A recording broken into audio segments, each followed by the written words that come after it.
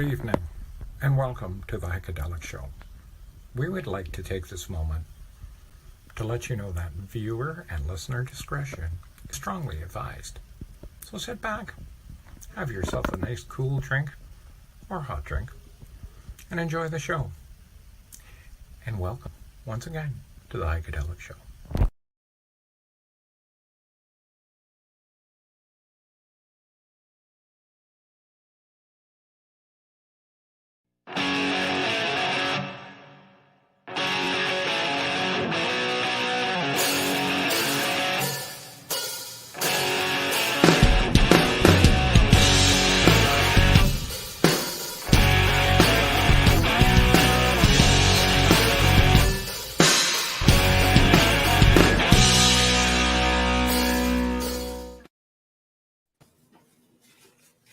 Hey, boys. How's it going, Ike?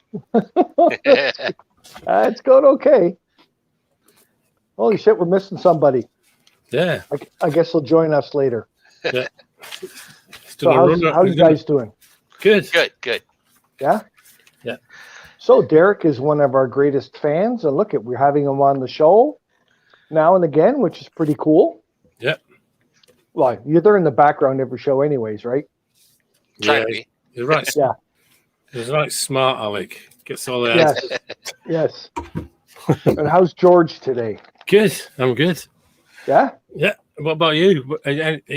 How much longer are you going to be in hospital? I'm not sure. I'm hoping to get out this week sometime.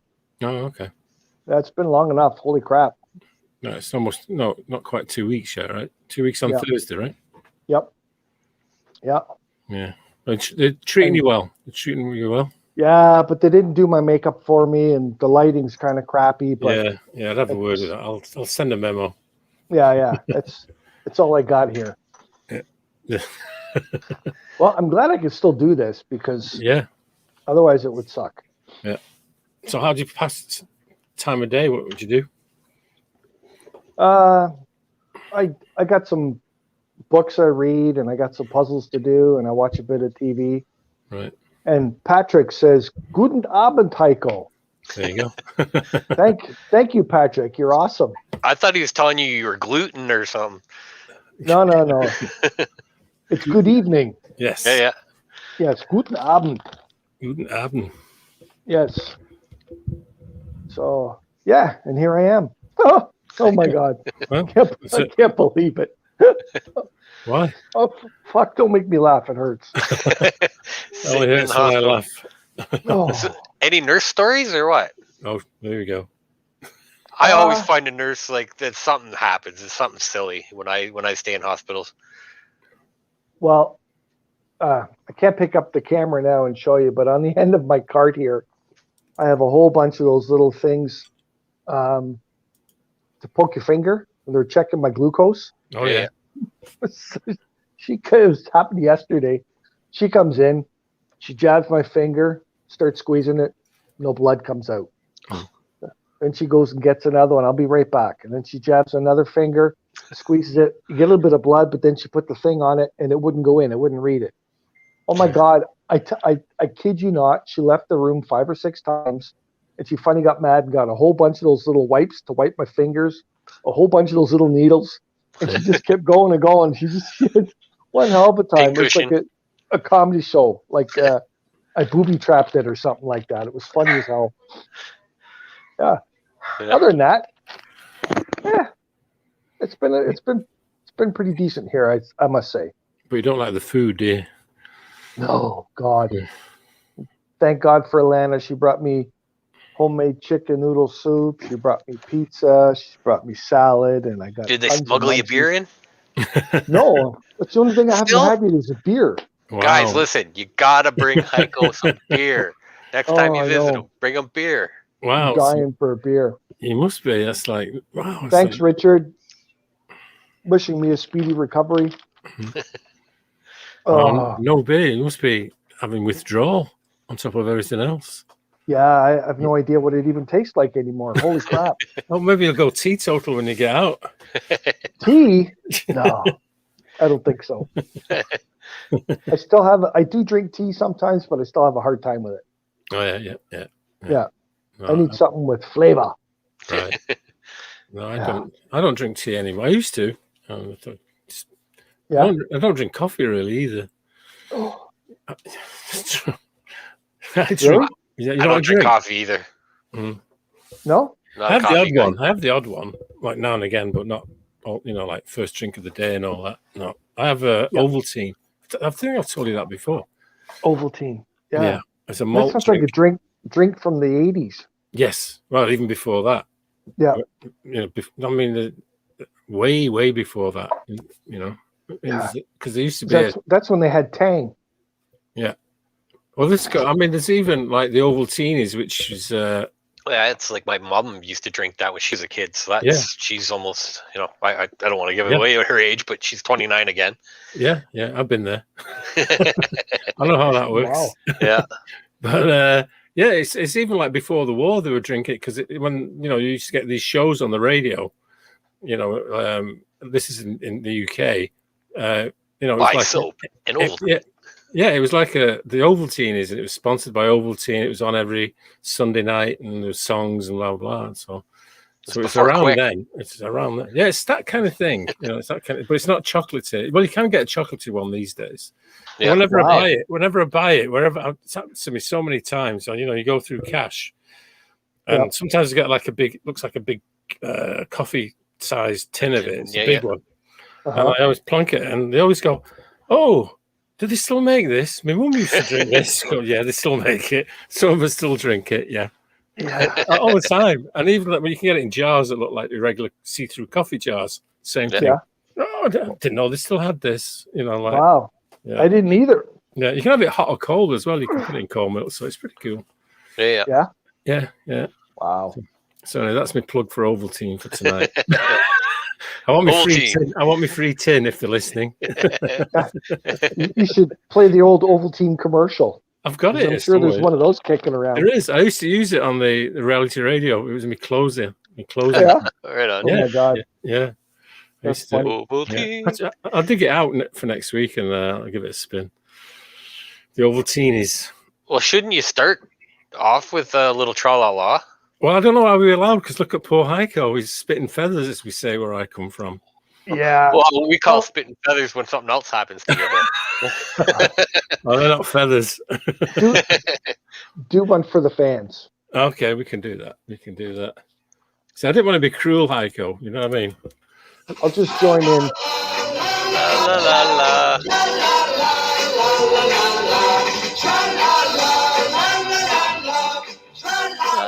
La la la la la. 1 banana, 2 banana, 3 banana, 4. Oh yeah. I was trying to find that on Netflix so I could watch it, but it wasn't around. It's in a Rickard's glass, but I want my free can of this next week from this company as well. There you go. Hang on. Which way? Other way. Belhaven Black. Belhaven Black. Scottish. Oh. Scottish stout. Wow. Yeah. Breakfast of champions. Breakfast, lunch, supper. Does that have a widget in it too? Yeah, but it doesn't move around because I looked into it. I was always going to break one open, but it's actually at the bottom. It's fixed to the bottom. But it doesn't rattle around like the Guinness one or a few of the others. Yeah, it's down there. But I think we should say hi to our friends in Montreal because Ringo usually does that. Yes, he does. Yeah, have we not said that tonight yet, have we? Hi, Indie Rock Radio. Yes. Bonsoir. Our fans out there. Bonsoir, mes amis. There you go. I'm still hoping to hear from some of those fans. Yeah. I know they're out there. Oh, yeah, they can. I mean, if they're listening, we can got the email address, which is heiko930@gmail.com. There you go. I can bring that up here. I forgot I should do that. I'll bring up. Yeah, you should do that. Yeah, see if anyone drops us a line. Heiko930 at gmail.com. Yeah, easy peasy. Yeah. Wow. Yeah, let's see. Pull it. I didn't even know about that. I'll have to send myself one just for fun. Yeah. Yeah. Hi, Heiko. It's Heiko. I told you I was going to look into it and see if I could do it. Awesome. So anything new happened this week with you guys? Week 59 or 50 or 60? No. No.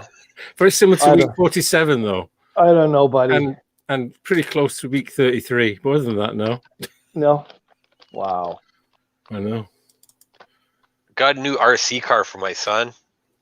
He loves Yeah? it, and he can literally take it outside and run with the dogs. So he's like the dogs chase it. It's awesome. Now I don't have to walk around the It's a property. good one, is it? Yeah, it's pretty cool. Wow. But yeah, besides that, nothing. Getting ready My for old some neighbor- kayaking. Oh. My old neighbor had RC 4x4 trucks, Yeah. and the tires were probably maybe 5 inches in diameter, That's about the size of the one I got. something like that. It's got really good suspension, everything. And my kids actually used to sit in the wagon, and he used to pull the kids Right with on. this thing. Oh my God, it was powerful. That's Yeah. awesome. Yeah. Very Big cool. old truck. Yeah. What, winter, like in a sled or like on grass? On grass in a wagon. Oh, okay. Yeah. Up and down the sidewalk, that kind of stuff, right? Yeah.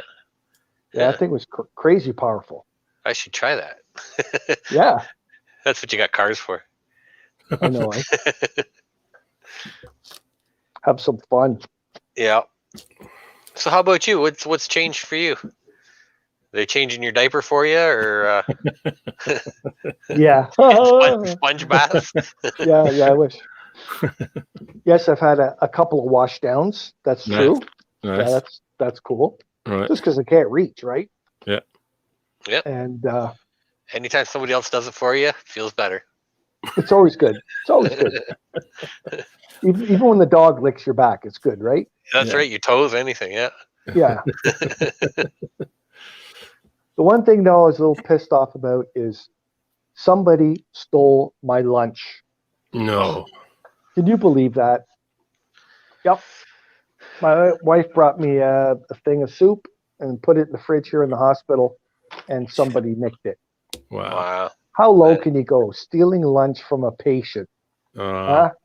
Really? I did have a good soup the other day when I was at the hospital, though, I tell you. You did? You bastard?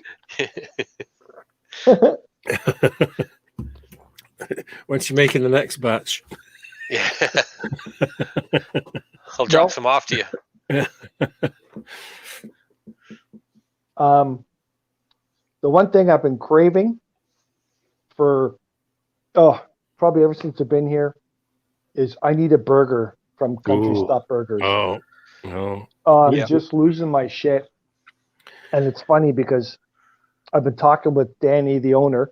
Yeah. Mhm. He checks in on me every couple of days. How you doing, bro? You know, this and that. Yeah.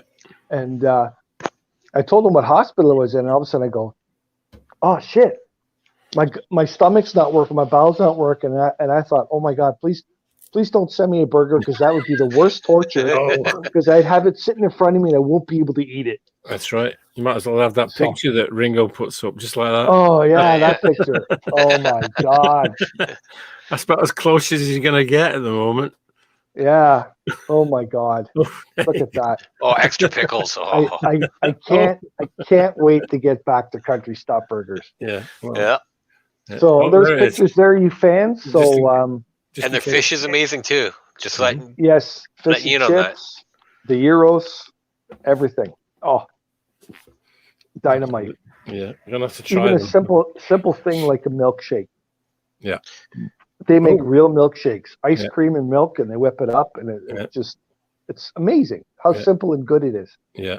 It's funny. You just reminded me there. I think it was last Friday. I was watching. I watched the movie of what's his name? Rick. I can't remember his name now. The guy who Michael Keaton plays him. He's like the founder of McDonald's. Have you ever seen that movie? Oh yeah, that's a Wow, great that movie. makes you think, eh? When you, It sure does. Oh wow, crazy. Those two buy it off you brothers for had 25 it. bucks. Yeah. Yeah. Those two brothers had it figured out. Yeah, they were doing a great job. And But then then he comes along and he brings in comes on powdered and- milk and everything. Well, he wanted to change everything, and he wanted to They're like, franchise it, right? Yeah. I mean, he made a And they're fortune. like, no, Yeah. and he took it away from him right underneath him. Absolutely. So fucking sad. It is. Yep. It is. It makes you think, eh? But I mean, even he was making milkshakes with no milk. I mean, like, Yeah. no wonder they go, how can you do that? Well, You that's know? what he said. Yeah. No, Yeah. we can't do this shit, right? Yeah. It's awful. Yeah. Terrible. Terrible, really. But it makes But, you wonder where it got him. See, I don't eat McDonald's much, but it No, I is like my cheap food. If I have a show somewhere and I'm like 3 o'clock in the morning coming home, I'll stop and grab a couple of little hamburgers. Right. I've I've not had McDonald's for decades, actually. Yeah. Yeah. Yeah. I mean, I always remember when the boys were small, that was, and like other kids in the family, that was the thing when it used to give the toys away. Yeah. So the kids want to go, you know what I mean? So you have to take them because I want to. Here's your car. Yeah. I just can't do McDonald's. I just it hurts every me. time I eat that shit, I feel terrible after. Yeah. Oh, Like, honest to God, I'm done. Unless, of course, McDonald's, you want to sponsor them, and then it's like the best That's right. food in the world. Oh yeah. well, my mum, I think I've mentioned this a long time ago. We were talking about, like, I mean, she was a great cook when I was growing up and everything, but in her latter years, she loved McDonald's fries. Yeah. Which made no sense to me for this woman who ate healthy all her life. She just suddenly liked McDonald's fries. It's the salt. Yeah, loved them. Yeah, It's great salt. They lose their taste buds. yeah. Yes, saltaholic, I guess.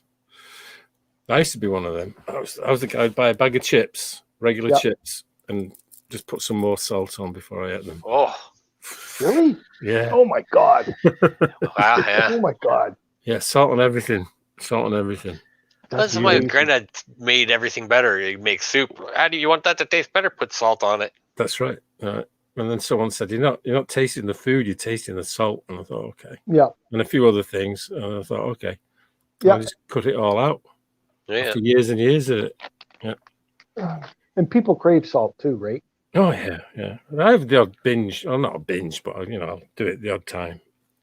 Nothing like regular all the time. Just, whenever you get, even peanuts, throw some more salt on there, Jar of olives, just eating one by one, just anything. Wow. Just roll it in salt and smash it back. There you go. Give me that sodium fix, Yeah, come on. Yeah. It's good for the blood pressure. Oh, yeah. Well, that was another thing, right? So I Yeah. got checked out and they said, oof, you've got to do this. Okay. Oh, So that was it. Yeah, right, Hike? just trying to get comfy. Yeah. Right. Yeah. So what's the hospital food like then? Because that you don't like, what would be on the menu today, say, for instance? You know what? I think for some people it's probably pretty good. Mm-hmm. For me, I have an amazing cook at home. All our food is amazing, very tasteful.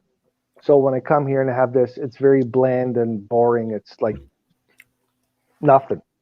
Like vegetables are boiled and put on your plate, right? Yeah. Well, the goodness is gone by then, isn't it? Well, if they spice everything up and make it nice, there's probably some people that can't eat it, right? Yeah. So they have to try and cater to everybody. Mm. What do you do, right? Mm.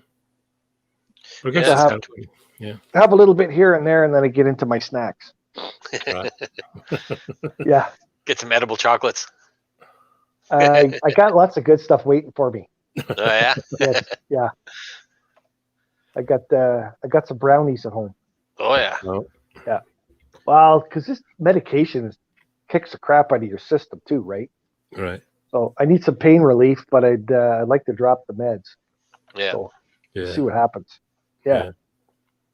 So maybe the following show I'll come on and I'll be a little bit loopy, but you'll know why. What do you mean a little bit loopy? What's different from any other show? Well, Yeah. I'm a little bit now, right? Yeah. Well, yeah. Oh, wow. So George, I watched your little clip during the week, your trivia thing. Oh, yeah. Well, You're holding up the album. Let's do that, man.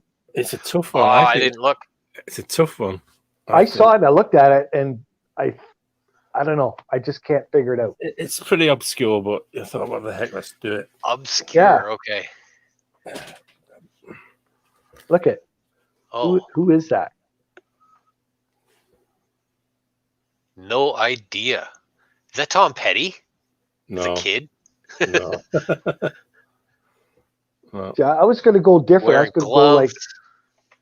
Robbie Robertson or something like that. I was going to go that way. No. Huh. I don't know if there's anybody out there that wants to have a guess Who at can that. guess that, folks? Come on, fans. Yeah. Send us a message. Yeah. Send us an email or send us a text on Facebook. Bay City Rollers? Yeah, they need to have all the guys on it, not just one. It's got no tartan on it. Other than that, could have been. It's got a tartan on. All right. Well, I'll bring it up again in a few minutes. So All it's right. Scottish then. No, it's American from the Like US. it's America. Yeah. From the States. Obviously older because that's got to be like, look at the haircut. That's from the. I think this album's 81, somewhere around there. But the work he did with somebody else in like What made him famous. 78, I think 78, and then a couple of times after is what his Meister work, his actual Meister work. But this is his solo album that he brought out in between projects. Ah, interesting. So Now you got me stumped there, bud. I thought I'd make it a bit difficult this week, but I will give a clue in a bit. Hey, Derek Skull. Skull. Yeah. Oh, cheers. Must be a buddy of yours. Skull. Swedish, isn't it, for cheers? It could be. I don't know. Steven, is that Swedish? I think it is. Well, like Scandinavian, maybe, something like that. Cool. Steven is the keyboardist and backup vocals in my band. Oh, okay. Right on. Him and the singer are twin brothers. Well, obviously they're twin and brothers. Wow. But Imagine that. Yeah. Oh. Yeah, I'd like to hear your band play one day. Yeah, you can come and see us play. Mm. Yeah, that'd be nice. Might even sneak in the back door. Yeah. In the wheelchair now. Well, we have to get some outdoor venues shit happening this summer. That'd be nice. Yeah, absolutely. Figure out how to do it properly. Well, I think almost everybody's got our shots in the band now, so we're gonna start practicing and Yeah. and get ready because it's gotta come soon. Yeah, Yeah. be ready for it. Yeah, Absolutely.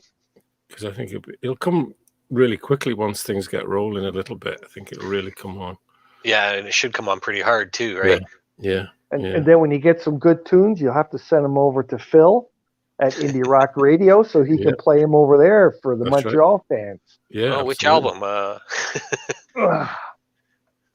Oh, Indie Right Rock Radio. Yeah, check them out at indierock.ca. So he's Yeah, a funny that guy. broadcasts all everywhere, obviously, right? It's an internet radio. Yeah, it's global. Yeah. Yep. Yep. Okay. Yeah, it's as I used to And say. that's the cool thing about it, right? Like even what we do here is we're broadcast global as well. So sometimes people will hear us mention a band or we'll play something, which we'll be doing hopefully a little bit more of in the future.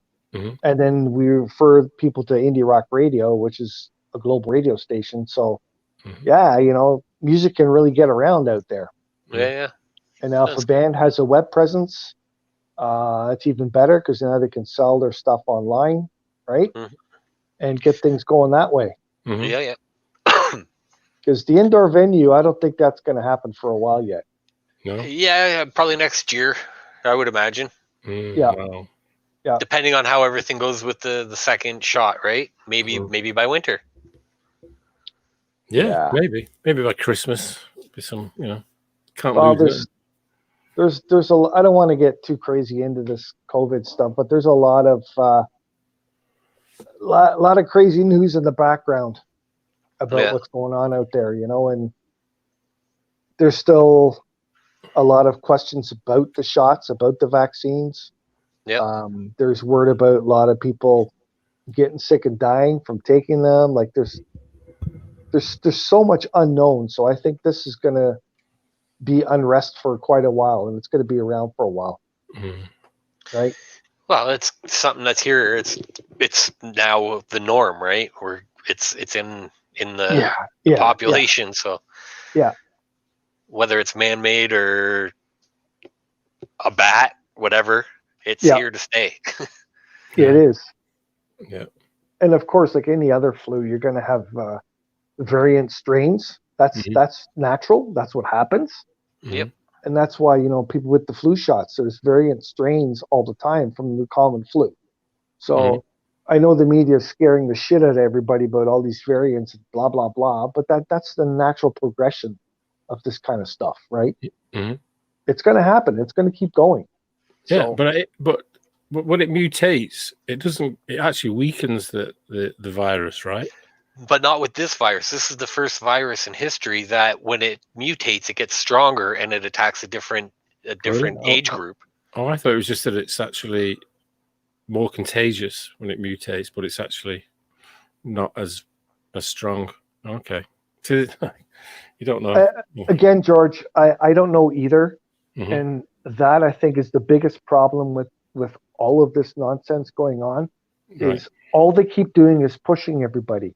Get your vaccine, get your vaccine, get your vaccine. But no one's talking about anything else but that, right? Mm-hmm. So people don't really know. And you hear a lot of different stories. There's a lot of different things on the internet. So you kind of go, what the hell do I believe? Right. Right. So it's a tough one. It is. Got to listen to both sides and kind of mix it together and find out what you hear. That's right. Just be safe, right?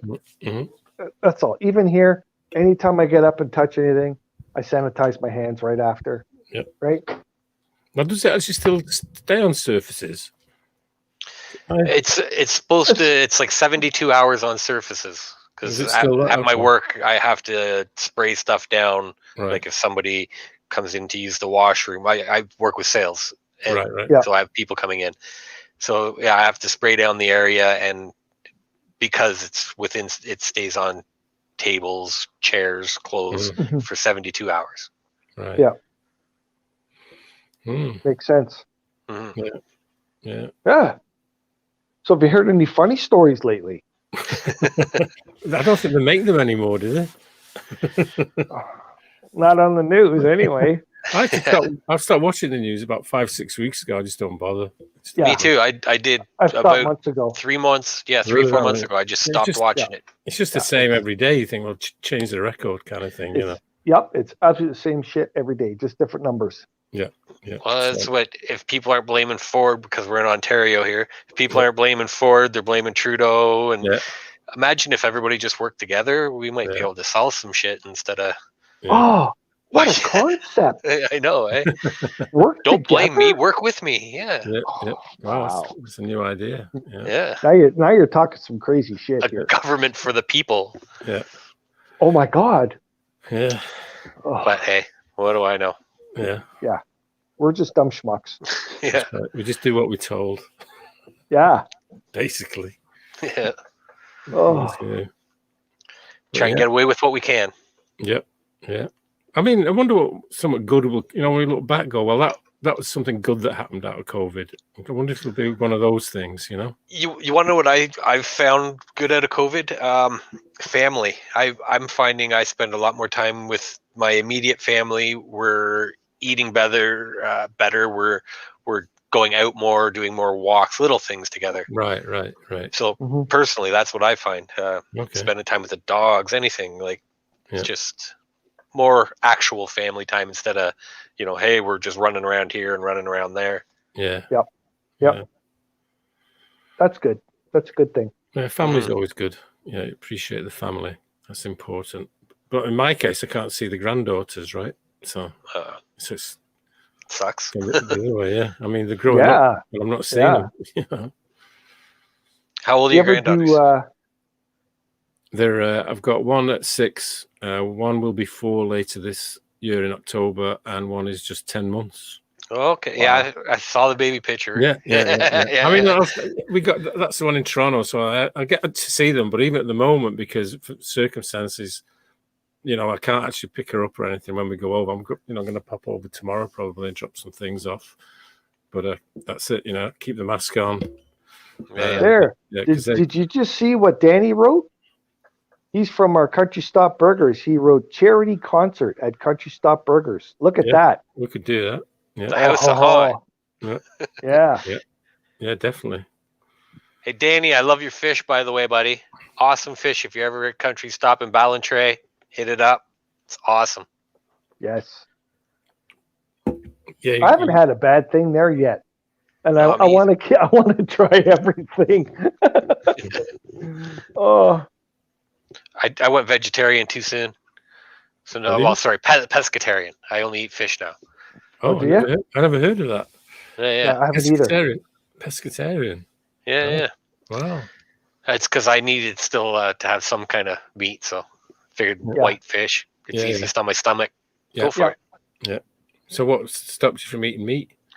Well, I'm a farm boy, so like I'm all about meat. My stomach, I wasn't feeling good. My body in general, and I went and talked to a lady, and she did a whole bunch of things and naturopath type stuff, but she's not a naturopath.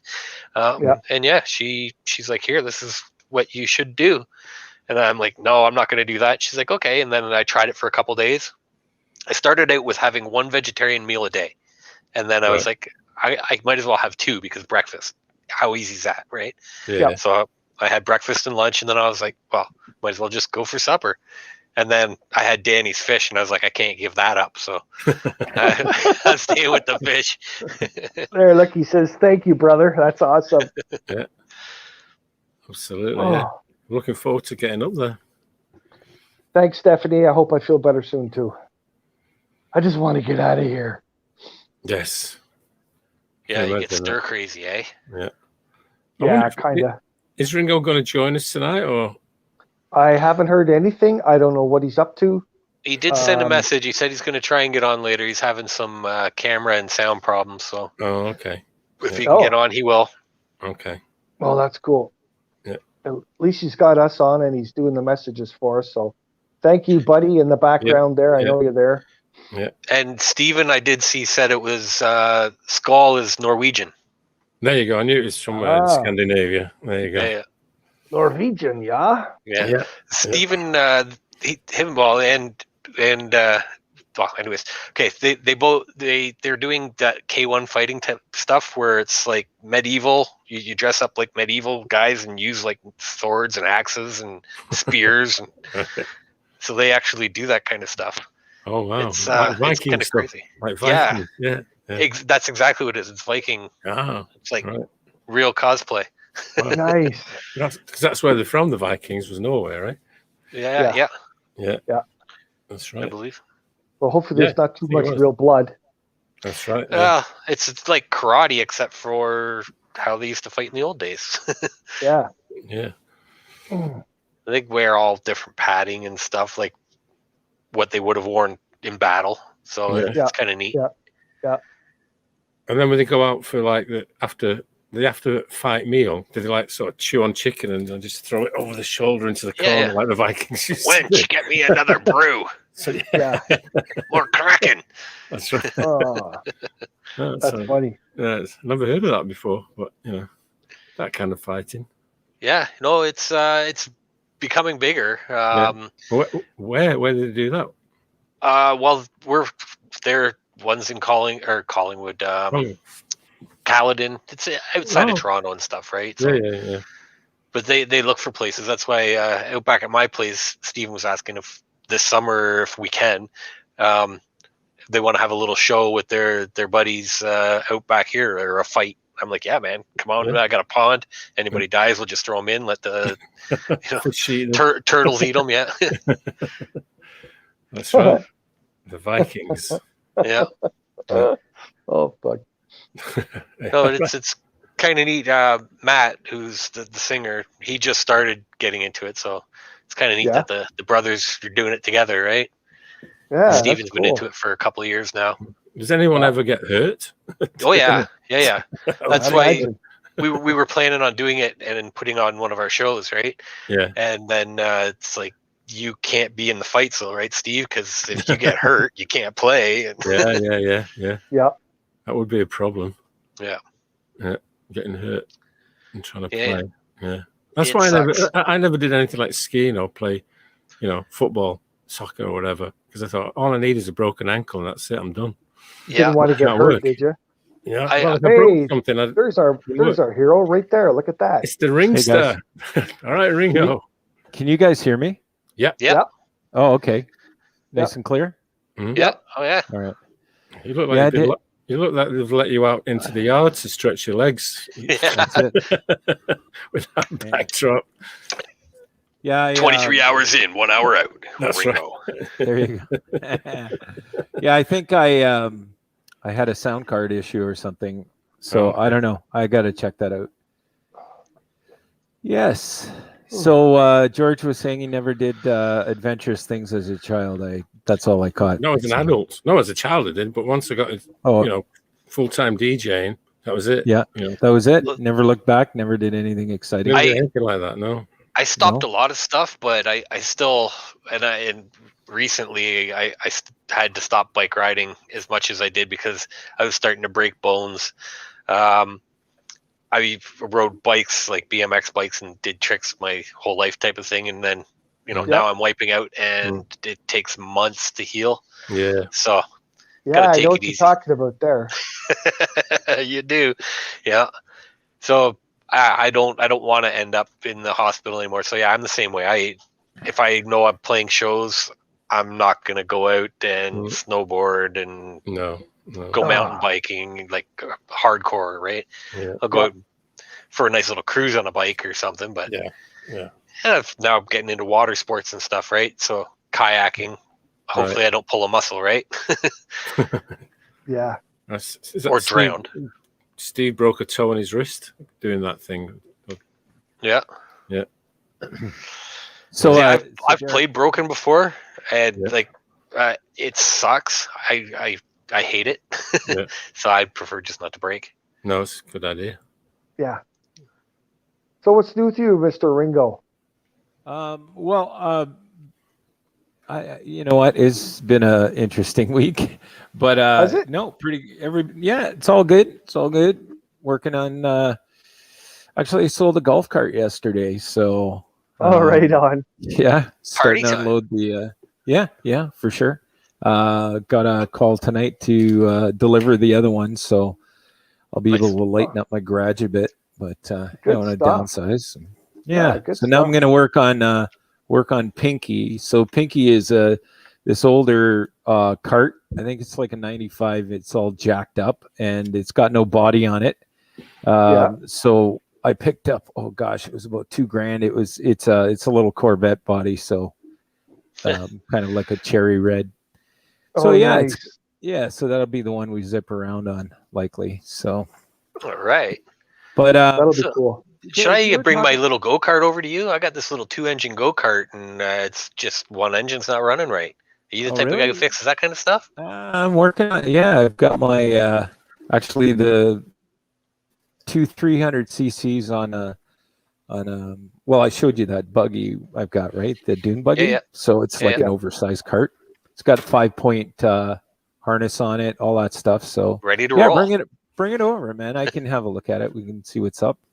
Cool. But yeah, you were talking about something when I guess just before I popped in, I was listening to you guys on my phone.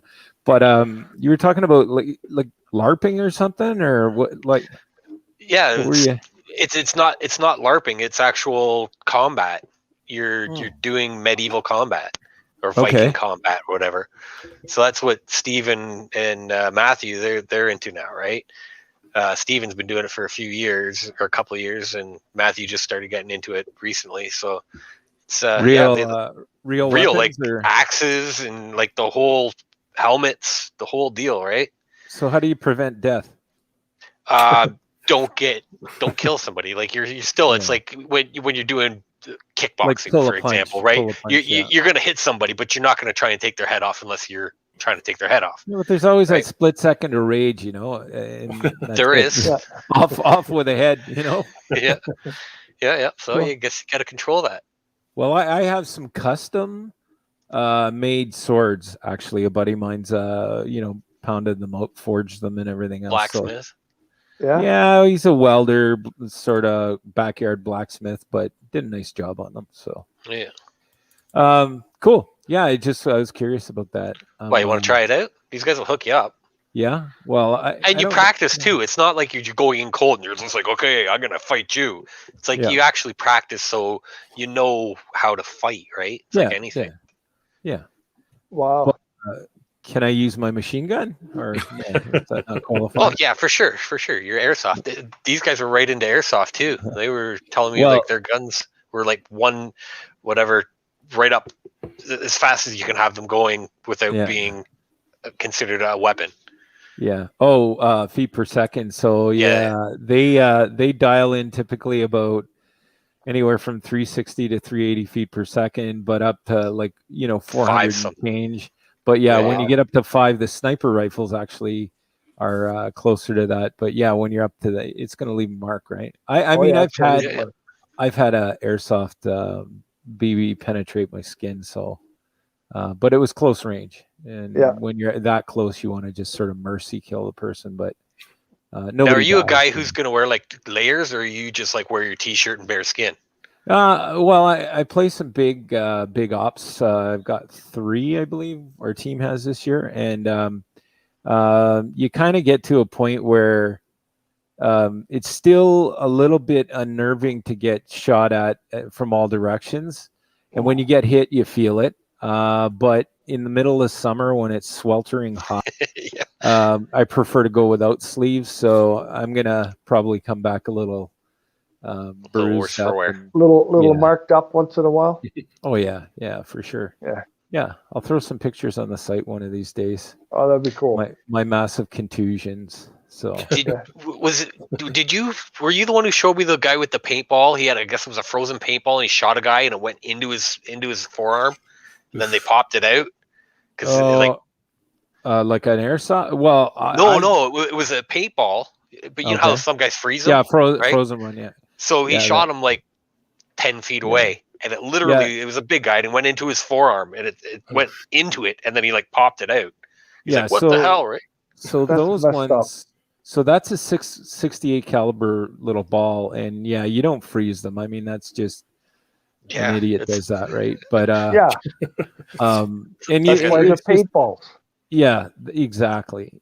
So you want to play it safe because people who do that give the sport a bad name, and it is a sport, right? But your example of picking it out of your arm, I did that with an airsoft BB. I was doing an indoor thing and just got shot at close range. And it was an accident. The guy didn't really mean to shoot. I just frightened him and he pulled the trigger. Just kind of like when you're playing your the game you're talking about with little live action role playing with live weapons. It's that moment of what the and off the head. I just got hit by an axe. Exactly. What happened? Gee, honey, what happened to your arm? I lost it during the game, but I got another arm. But aren't you like a dental surgeon? Tis but a scratch. Yeah. Am I going to be able to keep my membership at the country club? Yeah, no kidding, eh? And buy a golf cart off of Ringo? A jacked up golf cart. And ask him out for a steak dinner? Okay, sorry. I'll stop there. Sorry about the delay, guys. This is I was running into my camera and my mic wouldn't recognize on my laptop, and it's flawless. It always does. So I don't know what the deal is. And then finally I tried rebooting and doing all kinds of things. So I feel it's my sound card is somehow baked, compromised, or I let the kids use it for gaming. So I don't know, maybe something it's just not seeing anything. So but anyway, I dug up another computer and here I am. All right. So I got you can just dig up another computer. That's crazy. Well, I have to run a second one to Indie Rock. We're not on Indie Rock right now, so that's the drawback, I suppose. But Oh, and here we said hi to them all. Yeah, that's okay. There's a good mix of tunes on autopilot right now, so okay. Yeah. Right I'd like to say they're going to miss us, and maybe they will, because actually last week we had a really good turnout on Indie Rock, so that was good to see. Oh, wow. Excellent. Excellent. Why follow it up? Right. So I'm planning on winning up the lottery with- next week. So There you go. There's who you get hooked up with to learn how to be a Viking. there you go. Yeah. Sig Trigger, yay. I'll hook I you don't up. know. Rigger Ryan, Viking Sig- of Ontario. No, it's Sig Triggerin, Vikings of Ontario. There you go. Sig Triggerin. And here, fun fact, I am a Viking. So there you Whoa. go. There Are you go. part of the Sig Triggerin Viking tribe? No, I didn't. No, I'm the same tribe that is in the Viking series. I'm convinced of that. But I did a DNA test, right? And yeah. those are cool. I know everybody's freaked out about doing them, but I did mine a few years ago. And yeah, it's got some it's Norwegian, and yeah, so I did a little digging, and yeah, there's some Viking in me. Nice. I'm penetrated by a bit of Viking, so You got penetrated by a bit of Viking, did you? Yeah. A wee By little Sid Viking in me. Triggerin. I am Sid Triggerin. Oh God, say that. So, 5 times. boys, I think I'm going to have to let you go. Okay. I am very uncomfortable right now. All right. So, yeah. All right. You take it Okay. easy, Hike. Stay in this position any longer. Okay. But All Take it was it easy. awesome seeing you guys. Enjoy the sponge bath. Yeah.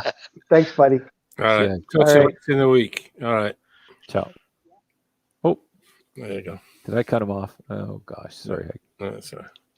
All right. So we were, I don't know if you saw it, Ringo, but this was the backside of the album that we showed earlier. The backside. Okay. Yeah. Okay, That- solo artist. This is his. He This made a is- solo album, but he's better known for some of his other work. I'll read you something that's on the front. This might give a clue as to who he is. It says here at the bottom of the sleeve, I know that I'm going to be like this forever. I'm never going to be what I should. And you think that I'll be bad for just a little while, but I know I'll be bad for good. Bad for good.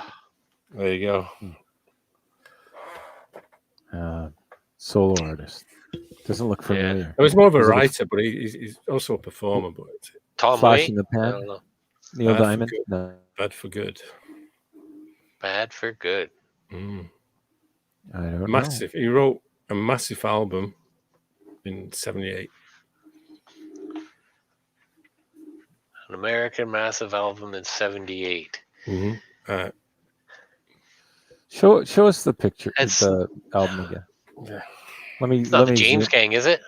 No. No, it's a guy. Like is it a solo name? Like Yeah, solo it's- artist it's- name? He's more of a writer, but this was his solo album. 81, I think it was. 81. 80 or 81. Definitely around there, yeah. Well, it's not Alda Nova. I know that. No. You probably don't know the name, so you have to go off the clues. Okay, so give us some more clues. So Ringo, if you were to about- Google like you do, like when you Google in for an answer. yeah, right. If you So if I Googled, would I hit G? would, Yeah, would you if you Google bad for good, So, what happened to George? I don't know. What'd you do to him? Oh, sorry. Oh, wait a minute. you bounced me out of the sorry about studio. Sorry, George. That was an That's accident. okay. See, when Happens I'm all the looking time. up this way, because I'm so messed up tonight, right? I'm looking Steve up. Vai? I'm looking up. No, No, it's not it's Steve not Vai. Steve Vai. No, You- it's definitely not Steve Vai. Peter Frampton. No, he's American, not Oh, okay. British. This guy's American. Oh, Yeah. well, Can you not no. Google? Can you not Google? no, I can't Google. Bad for I Good get- was a heavy metal band formed in 1991 by Steve Vai. Now Oh. that one? No, No. before then. Bad for Good. Mhm. But that was one of the clues, was it not? Yeah. I would Yeah. say that does look a little bit like Steve Vai, Mhm. the old Steve Vai. See what I get if I Google here. See what we get. Thomas McRockin.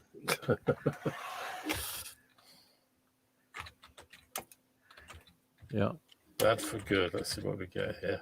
Oh, Song Bad for Good by Jimmy Steinman. Jim Steinman. Steinman, there we go. It's absolutely 100%.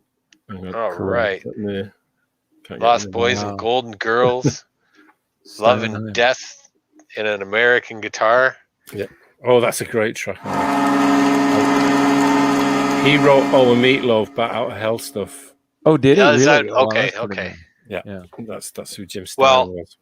You got me totally, because I would never have guessed that ever. You should listen to what was it? What was the guitar? American Guitar. What was that one?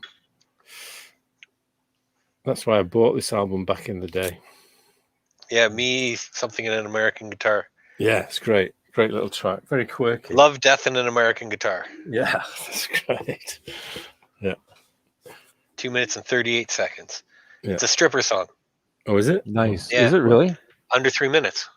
Wow. Oh, I don't think you could strip to it. You know, Motor City Maniacs made up. We didn't make up. We wrote a song about, dance clubs and the dancers. Canadian Ballet. So, yeah, it's called VIP actually. So there you go. Ah. Yep. Hit. So yeah, but I've never been to that $20 room.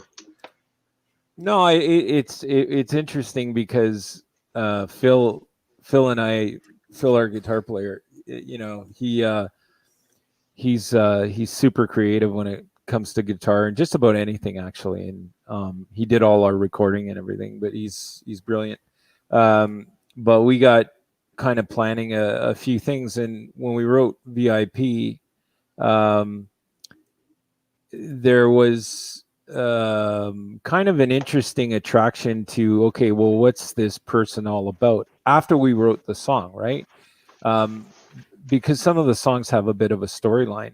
So VIP ended up the dancer we called Trinity, and Trinity was the backdrop for what'll be our next concept album, which will be really about the Manhattan Project. So it's all about the atom bomb, and so we got a couple of songs a little bit pre-written, and once COVID's done, we'll probably get back to getting them through. But we do have one called Trinity, and it's got a lot of like the computer that or design, I guess, a lot of the planning and whatever computation they needed to do was some kind of I think it was Maniacs or something like that. Really cool. And we've written a lot of stuff around that. So a concept album. Yeah, that'd be cool. Well, I mean, sometimes you hear a song. It's just like watching a movie, and you know how they'll have backstories and stuff like that, and you get characters, and you sort of wonder, well, hey, what's that person all about? We did that with the song, and we feel that it's kind of going to produce a whole album for us. So, but so Phil and I are supposed to get together and work on that a bit, but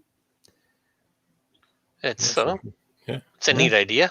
Yeah, well, whatever works, right? Yeah. Absolutely. Yeah. I mean, there was a time when everyone was releasing concept albums, like whenever it was, wasn't there? Yeah. And I think now it's, like I've been listening to Pink Floyd, but it's a band out of they're a tribute band, but they're probably one of the best tribute bands in the world.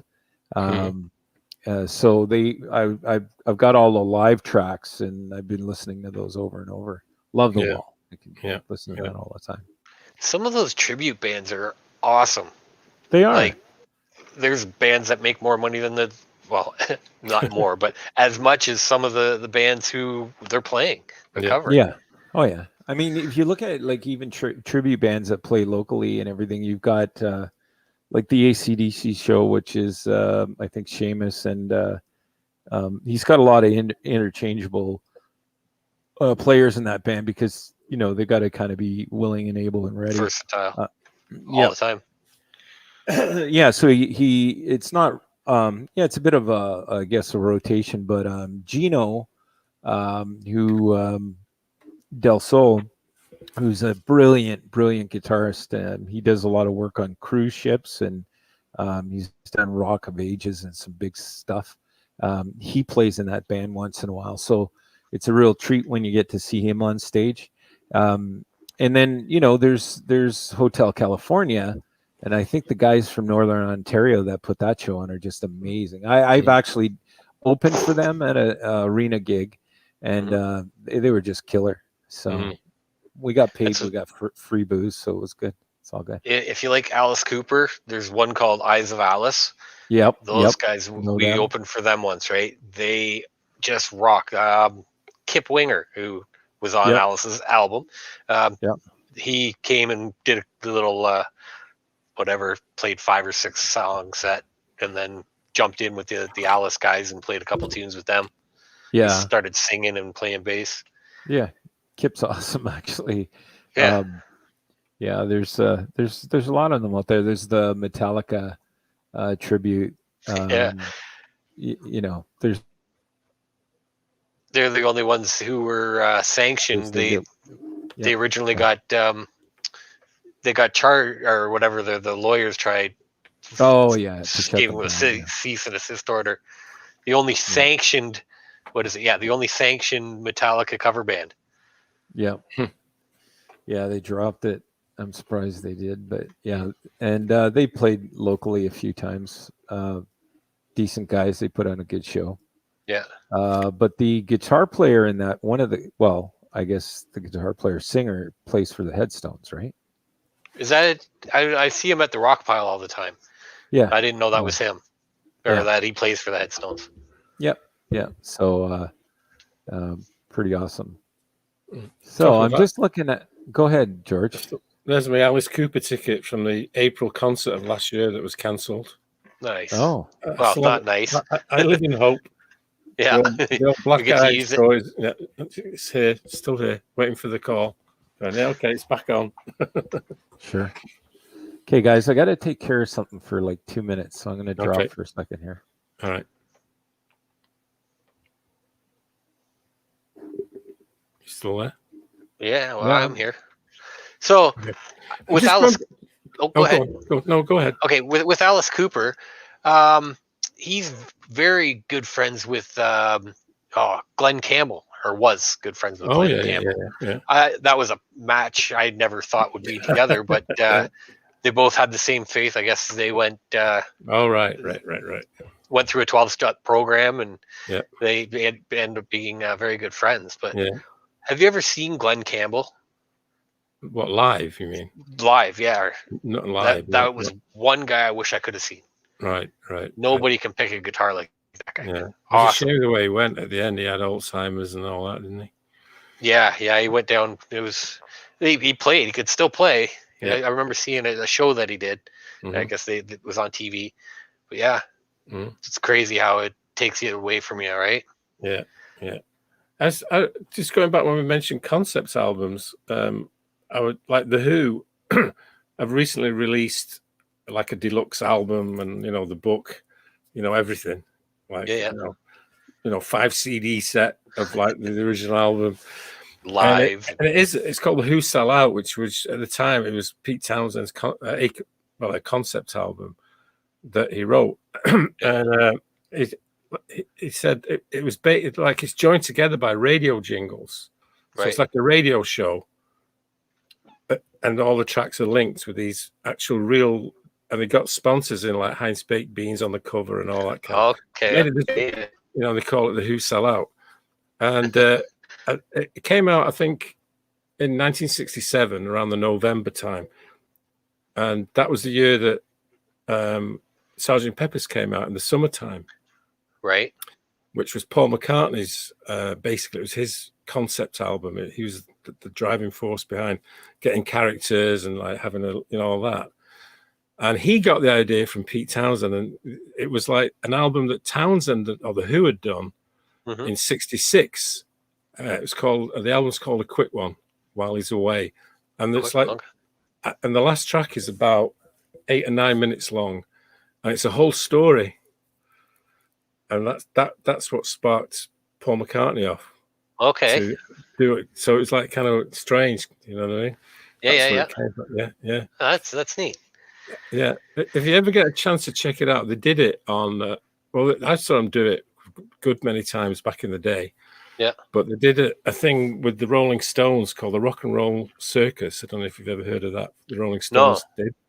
No. This is a bit of a history lesson here, kids. And it was, I think Mick and Keith didn't particularly like the end product, so it was never actually released as a movie or whatever at the time. It's come out since, and Eric Clapton's in it, John Lennon's in it. They're all playing, and they kind of have all jammed together, and Right on. But the Who do A Quick One While He's Away for about 7-8 minutes on it, and it's one of those little clips of video. I think it was made in '69, somewhere around there.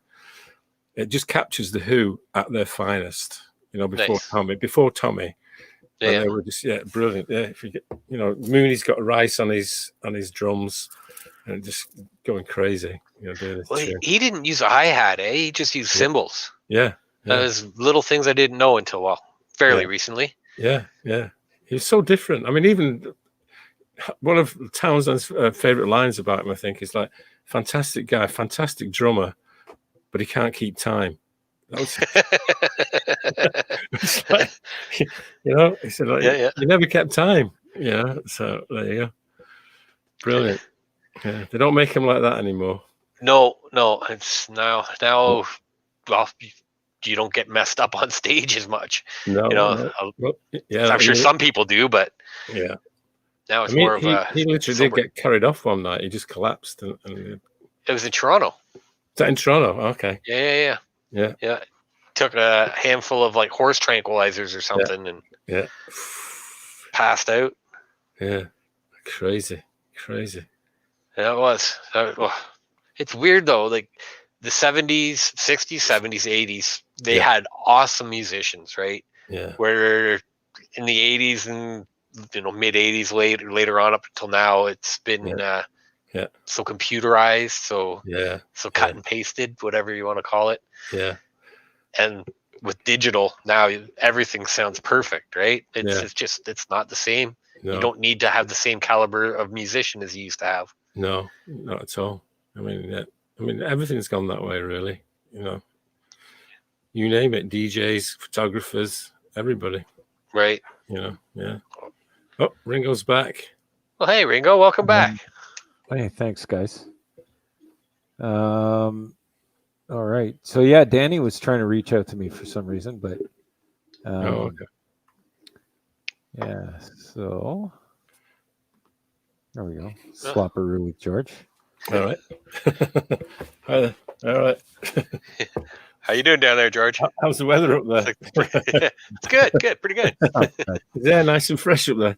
I don't know. How's it smell down there? I don't know. We've got the cheap seats down here. Living in the basement. Yeah. Living in the basement of the outhouse. That's right. So how much of your basement is actually your office for your? Most of it. Yeah. Good. Yeah, I've got down the stairs. I've got stuff along the walls. And when you reach the bottom of the stairs, the CD library's there. Turn the corner. Again, all posters from concerts when you used to get them. And then you turn into this area. So, other than the laundry room. Well, it seems like you got it. The ballroom has dominated the rest of the house, right? Yeah. Where's the dance floor? Well, this is the only thing. It's not very big, but we have a bar. You got a pole? A bar, yeah. We've got the bar over there, yeah. All my gear's on it to do live things if I ever get around to it. I just, So you're already planning the future. That's good. I'm trying to, yeah. But it's been like that for ages. It's just haven't got But I just haven't hit the live button yet. I've done other things, but I've not hit the live button. That's all I have to do. I got a travel kit for drums, right? And it's still sitting by my door, just waiting to go again. Yeah. Well, I bought a set of speakers Christmas 2019. I bought some new powered speakers for myself. Thought these are my new speakers for like 2020. And they're there, still in the bags, in the road cases, never been used. Like a year and a half later, I haven't got them out on the road yet. Sad. So I'm the same, right next to the bottom of the stairs. So, as soon as I get the go ahead, I'm out. Okay, Head up the country, stop burgers, set up outside. Yeah, wherever. Yeah. Like I say, I'll play at the opening of an envelope right now. Anything. I'll play at the opening of an envelope. Yeah, anything. I probably won't remember what I do. I'm like, what does this button do? Oh, what does that do? Wiki. Oh, I didn't know I could do that. That's right. What was that? Oh, jeez. But I mean, as a drummer, like, I mean, the guitarists or have you, they have a case. Yeah. When they walk in, throw it in the back of the car or the van, whatever. Like, how do you cope as a drummer with all? Oh. I try and pack as small as I can. Yeah. And everything I have is in bags. I have stuff like my hardware I have in a hard case. It rolls. My drums are all in bags, so I can, in about 2 trips, I put everything on my shoulders, carry this, both hands full. And I try and make it in 2 trips. Like my cymbal bag I strap on around my body. It all depends on where you are too. Like when you're in Toronto and you got to walk 4 blocks, jeez, it kind of sucks. So you want to take everything as quick as you can. Oh, absolutely. I mean, I used to do a lot of work. I used to hate it. They go, I'm the DJ for whatever, go, bring your stuff through here like that. I go, oh, great. And now move your vehicle. Go where? Yeah. Like, oh, there's a green park, just half a block down there. Like, oh, $45 because there's a hockey game on tonight. Yeah.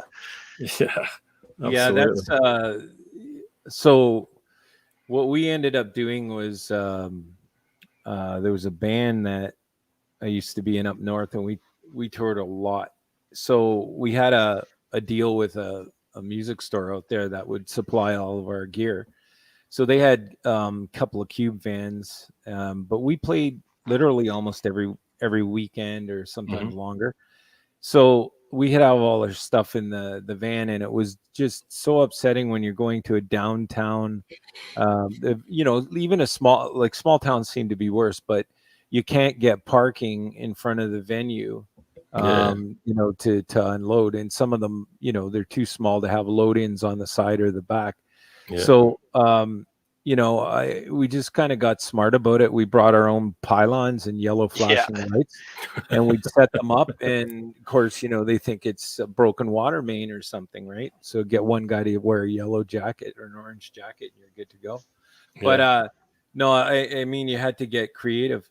Does it look like my image is fading away here? Yeah. It's like you're Back to the Future and you haven't got your parents to kiss yet. I'm disappearing. Disappearing.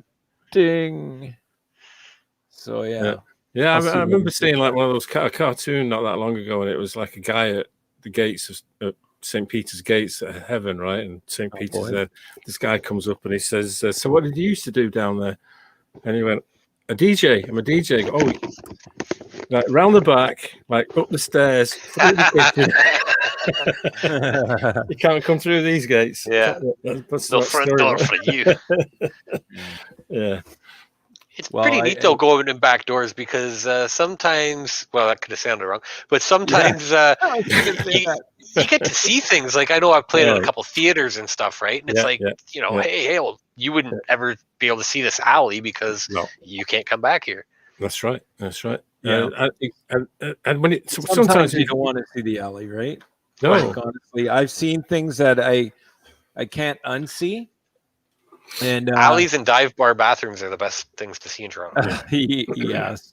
Oh gosh, I can. There was a club we used to play. Great bar, more of a punk club, and it was always packed Friday, Saturday nights. Just a really cool bar. However, I made sure like I didn't eat or anything too heavily, because I mean, if you had to use the washrooms, then you had to do the old, drop the tube steak down the hole. Like it's just, it was scary because the toilet was actually no seat on it, and you can imagine what that gets like. Yeah, but yeah, for sure. But there was actually a chain that went over the right. So, but there was also like there were chains on the back of the water tank and the actual bowl itself. Yeah, I mean, it would get stupid there, and I don't know, with a lot of punk rockers and stuff like that want to just, whatever. I'm like, I'm a tough guy, so they'll yank the thing off and smash it up against the wall. There was graffiti everywhere. I think there was even graffiti on the plates, but it wasn't graffiti. I won't name the place, but some awesome bands have played there. Like I'll name some places. There's this place called Orb in Toronto. It used to be the Devil's Cellar. It had the worst smelling. Like when you first walked in, you went down the stairs and you turned the corner, and right when you went there, it was a bathroom, and it just smelled like, I don't know, backed up toilet for about 3 years. Oh God! Yeah. Great place to play. Yeah. Good sound. Great people, but did it stink? And if you had to use the bathroom, man, you were cooked. But what you were saying about not eating, you got to watch what you eat. I'm totally like that. I do not eat before I play because last time I did that, I was playing at that rock pile actually, and literally 2 songs before we were on, I'm like, oh no, this isn't good. Well, you get the pre-performance like butterflies, I guess, and some people do. I mean, I played so many different towns and stuff, and I remember playing up in, where was it now? Blind River in Northern Ontario, and it was the first time we'd actually played this club. The accommodations were brutal. There was a hole in the wall towards the, because we were kind of getting ready for the show, and anyway, there was an issue because our sound man and guitarist got into a car accident, and they actually hit a 1,500-pound moose that came barreling down on a Prelude. So the guitar player wound up in intensive care, and he had a lot of issues. So but we called another band from the Sault Ste. Marie area, and we said, hey man, can you come and sub? And he was like, yeah, I'm there, man. And they were actually a great band, but the guitarist came up, so we had to kind of meet in this cheesy hotel, which we kind of blocked that big hole because it was a massive hole. And I can imagine the rat that chews through that. But we were hanging out there, working on these tunes. There's a lot of standard stuff like covers and that, so it wasn't a big deal. I think the guitar player's name was Dionysius or something like that. Just wicked guy. But anyway, we go to get on stage, and very, very tough crowd out there, and it because they got Blind River and Elliott Lake, a lot of miners and stuff like that, and it just seemed like a real tough crowd. So they're literally standing there before the DJ sucked because I mean, awkwardly, instead of waiting until we were ready to play, they just stopped the music, and it was like you could hear a pin drop. So the minute they stopped the music, they're expecting the band to play. We weren't quite ready for that. Mm-hmm. So of course I wanted to mess with my guys a bit because I have a habit of being like everybody I suppose when I was younger, less experienced, I would get those jitters, not stage fright. I'm not afraid of the stage, but you just don't know, right? And it's just once you get out there, once you get out there for the first, couple of songs, whatever, you're fine. So what I do is I craft our sets with 3 songs back to back. So there was no, they would flow right into each other. So there was no, in between noodling or having to talk to the crowd or anything like that. So 3 songs back to back that were high sort of energy things, and it would just be a primer for the crowd, right? So, but that night, unfortunately, we couldn't really do that because we hadn't rehearsed it. We had this extra guitar, new guy filling in. So we we get ready to roll, and so I thought I'd mess with the guys a bit, and I sort of like I let the first we got to the first verse, and I just sort of like backed off the mic, and I can't even remember what song it was, but I sort of just like said the first sang the first verse, but a little out of key. I wasn't in the pocket, and I had a little quiver in my voice, like I was scared shitless. Honestly, the entire band was just mortified. They were like, "Oh shit!" But that, like, what I was trying to prove, because we had an argument one time in band practice about how, look, go out there and be confident and just roll with it, man. Just rock. Just forget everybody's there, or or pretend they're all naked or something, right? So, but the crowd is actually standing there. Their arms are folded, right? And I'm like, oh, gee, when are they going to start throwing the bottles? Yeah. But then we got rolling with it, and we had a great time. It was such a fun weekend, actually. And so all things considered, like the bar staff, the owner, and everything treated us like really, really awesome. But we kind of made lemonade out of lemons, I guess. But getting on stage, those jitters, you got to just kind of shake them off, right? But yeah, the bathroom, we've all been there. Yeah. Crap. Oh god. Well, it used to affect me, but I've got to go to like you, Derek. I watch what I eat that day, and I don't have this might be TMI. I don't have IBS or anything, but if I was to wolf down like anything like that was like high meat content or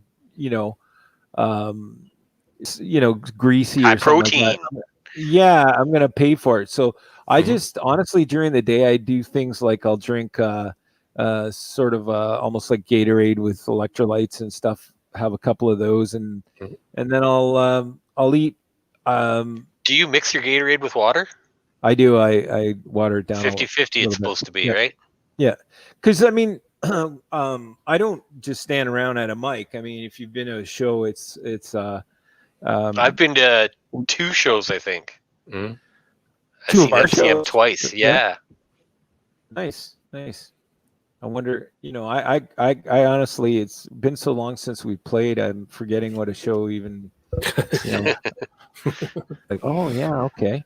But we try to keep it fairly high energy. I mean, I play guitar, but I don't play guitar in the band just to kind of keep that frontman groove going on and kind of keep everything moving and engage the crowd and all that stuff. But so. But it's a lot of fun. In the minute things click and you're in that moment, it's just, I find that it just flies right by. Like whether you're up there for an hour set or 45-minute set, it just goes. 3-hour set. Yeah. Well, that's the thing. Like bands are okay. You can take a break. So I've got a break coming up in 15 minutes. Not when you're doing a lot, like when you're doing a concert, it's different, right? You're going to play, like we've had shows where we'll play, I think the longest one was maybe an hour and 15 or something, but, which is unusual because you're only up there typically for 45 to an hour. If you're an opening act, you're going to be there, maybe half an hour? Half an hour. Yeah, usually. Yep. And then the support band will play a bit longer, so they'll be like the 45 to maybe an hour, and then the headlining act sometimes it's a 2-hour run, right? So it's you gotta. I used to fool around a lot when I was younger, when we were on the road. I mean, I played my first bar, I think I said this recently, there's that show Letterkenny and the Star Tavern. Oh yeah. The first bar I've ever played, and I was 15. Yeah. Right. But you know, after a while, things become a little bit easily acquired. Like for instance, and I was quite older, but drinking and stuff like that. My drummer would carry his drum riser had a foam inserts for bottles of booze, and I didn't learn this until I was in the band for months, and he tried to keep that on the down low. But so I started off with throwing a Mickey of booze in there for the entire weekend, right? Because I wasn't into getting sauced, and that Mickey turned into a 26 a night pretty quickly, right? And I was the typical guy that would have a bottle of Jack sitting on. The thing is, there's liquor. Obviously, the liquor license and liquor control and all that in bars now will not allow stuff like that. But back then, it was a little more loose. And if you made a lot of money, like if you had a good draw, they would let you do just about anything. So on the back, I played guitar and I sang in my cover bands. But I'd have that bottle of Jack or oh gosh, there were a couple of Southern Comfort, right? Those are like almost like very stereotypical rock star drinks. But I loved it. And then one time I just there were a couple things because people think drugs and alcohol, like, I mean, they work well when you're performing, and maybe some people it works for. It doesn't work for me. I just ended up wearing myself out. I had one night where I completely blew my voice into the second song. And it was a weekend, like I think we had a 3-night gig, and it was difficult. So, if you sing in a band, I mean, or even, if you're a musician, period, getting rest is very critical, right? Like you gotta have that rest to have your voice, sustain itself. So it's, I know some guys who wrap their throats, right? Yeah. They'll be saying, "Oh, I'm starting to feel something," as they're playing. They'll be putting on a scarf. Wow. It's like, "What you doing?" "Oh man, my throat. I feel it going." So yeah. Wow. I usually suck on a couple of fishermen's friends, right? So yeah, I figured you would. But no, all kidding aside, like there was the phase I went through where I had honey. Yeah, and honey and lemon. Honey and lemon. Well, no, I wouldn't. Lemon's a like I think that's a myth. But I would take honey and make like a honey tea, or honey tea and amaretto, and I'd just kind of have that in a little flask. That seemed to work for me.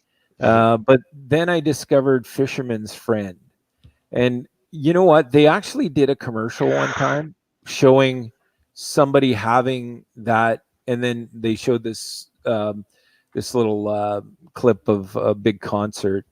So I've seen that. Yes. So it's interesting, and it just always seemed to work for me. I think it was Ashley McIsaac.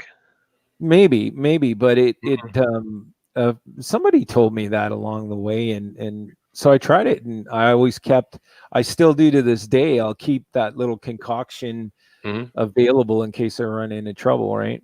So it's a lot of work. They have a throat spray now. I've seen some singers, they're shooting themselves a couple times with this stuff. Yeah, you got to watch though that it's not a numbing one, but I tried it one. It wasn't for me. I have a little ritual, and it's usually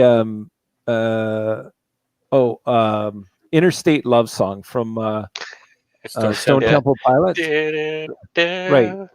So I'll be on my So I'll be on my way to the show, and I'll if what would I do now? It's been so long.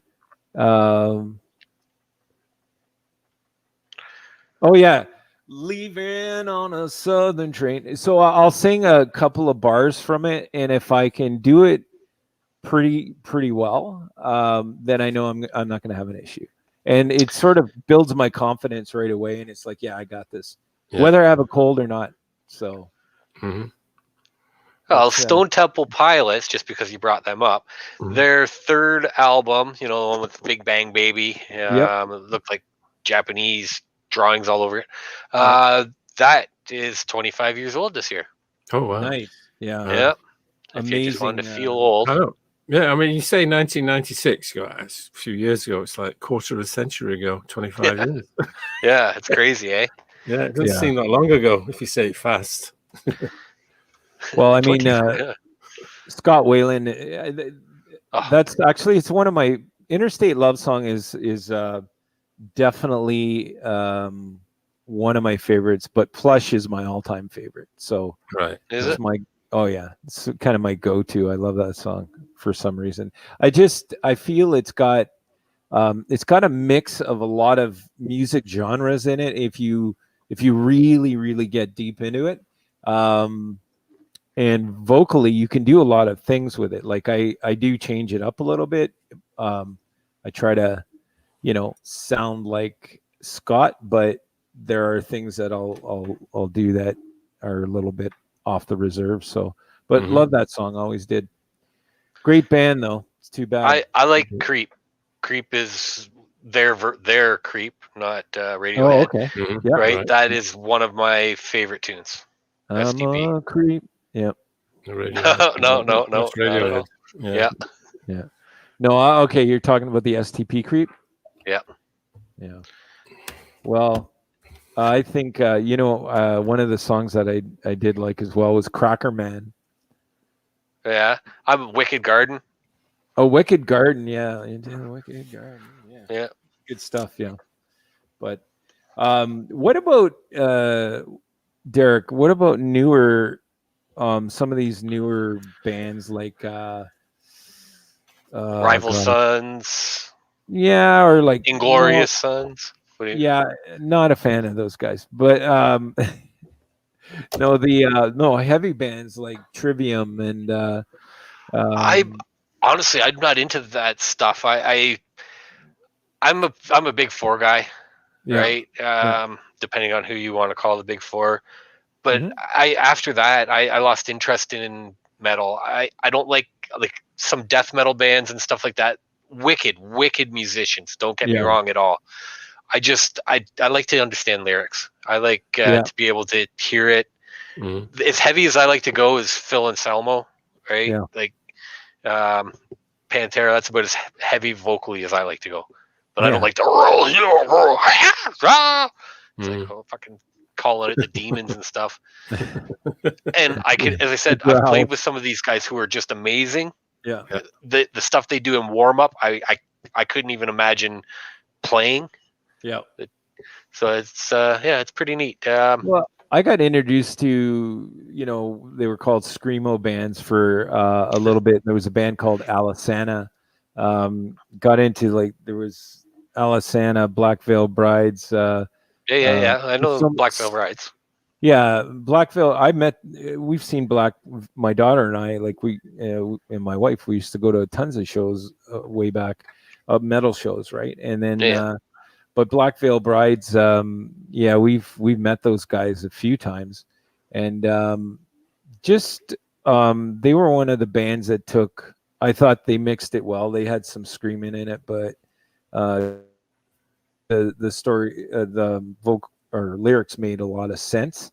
But I'm like you that way. I was listening to, I think, Beartooth or something the other day, and it's all music is crazy awesome, but it's hard to follow, right? I mean, you've got I guess I'm kind of, what are your big four? You mentioned big four. Oh, well, it would be Metallica, Slayer, Megadeth, Anthrax, or Exodus, depending on where you're coming from. Okay, that's I kind of So Metallica, Exodus, and what were the other two? Sorry, Slayer. It's either Anthrax or Exodus, right? They're kind of. I'm more towards Anthrax, but Exodus is kind of awesome too. Yeah. So Anthrax was more of a thrasher type metal. See, Metallica, I love Metallica. They got me into heavy metal, right? Yeah. It's kind of like the Sex Pistols got me into punk, right? But Yeah. Metallica got me into heavy metal. And then I was like, wow, this is pretty neat. And I expanded a little bit. And then all of a sudden I heard Slayer. Yeah. And it's like, oh my God, listen to the drums. Like, this is crazy, right? Yeah. And then I heard Anthrax, and I'm like, oh, look, these guys like to joke around a little bit. That's awesome. So now you got some heavy metal guys, and they're introducing rap and all this stuff into it. And I'm like, oh, this is awesome. Making songs, pissing people off. Killer Bees, that album, right? Yeah. Great stuff. George, what about you? What are your four favorite, let's say, all-time favorite bands? Well, just generally. Yes, 4 bands that influenced you. Well, I would have to say, The Who are one. I grew up with The Who. From obviously, yes. First record I ever bought, single was one of them was The Who's first, for sure. I don't know really. There's so many growing up at that time. I didn't have any. I used to see all kinds of bands. Anybody from you name it, Nazareth back in the day. Wow, that's one band I wanted to see live too. They were fantastic. That was one of my favorite concerts, 1973, I think it was. Yeah. And I just bought a ticket on a Monday night at the Free Trade Hall, about the size of Massey Hall. That kind of, I was up in the balcony. I think there was like 5 people there. That was it. Everyone was down below. And that's 48 years ago, eh, George? Yeah. Yes, it is. That's crazy. Yeah. I'm trying to think if you go through my collection, it's very mixed. I'm really, really mixed. Obviously I've got all the Beatles albums, but I wasn't really a Beatles fan at the time. Like when I was young, I was like early teens. Pick them up later on. Pardon? You picked them up later on? Well, I kind of I remember sitting at home. I was I don't know what was it at the time. I was like 13, and I was listening to the radio, like this music show on the BBC when it was still the BBC before they even changed it all. And so you got like 2 or 3 music shows a week, and that was it. You know what I mean? Till they had an actual music station, right? Whatever. It wasn't 24-hour. It was like 12-hour, maybe something like that. And it was I was listening to it. It was the Revolver album had just been released the day before, and the guy was playing every track. And I'm listening to it, and these tracks were there, and I can't remember what was on it now, Taxman or whatever. But I thought that's all right. And then the last track on side 2 was Tomorrow Never Knows, and it's that. Do you know that track? And it was just mind blowing. I'd never heard anything like that. And this, this is the Beatles. It was all like ding, and it's just the stuff going on being played backwards in it, and all that, and all these sounds. What's the name of it? It's the last track on the Revolver album. The track's called Tomorrow Never Knows. Okay. And it was so different. Like you listen to the album, you thought great songs, Beatles are on top form, blah blah blah. And then this track came on. I'm sat there, I'm listening to the radio, going, that is fantastic. And then the next time I actually saw them, I think they'd all had beards, the hair had gone long, they were, and they did Strawberry Fields, and Penny Lane came out, and then Peppers came out. And that's when I started to like the Beatles. I thought, I really like them. But like the stuff before wasn't really all, you just get swept along with the crowd, right? And that's where a lot of people went off them, I think, because they weren't like, the boys from Liverpool anymore. They were like really, really experimenting. And, to hear it. They got into drugs and Good Boys. Oh, yeah, of course. And all that, LSD. But yeah. I don't know. When you were talking about that, like there's one... Well, an artist, actually. Have you ever heard of Chris de Burgh? Oh, yeah. Yeah, Chris de Burgh. Derek, have you heard him at all? Yeah. I remember he had a song in the 80s. He had a few songs, actually, but there was... Lady in Red, wasn't it? That was his Lady big in one. Red. No boy. That was the correct one. But there was I think his... he was very much a storyteller, because he had this one... I don't know if it was called, the Ferryman. So I love that. I mean, it's stuck with me forever. I tell you, another band that really influenced me at that age as a kid. was the Kinks. The Kinks. A lot of people say they were the first heavy metal band. Yeah, they were just so different. I mean, like, I think the first record was around 64.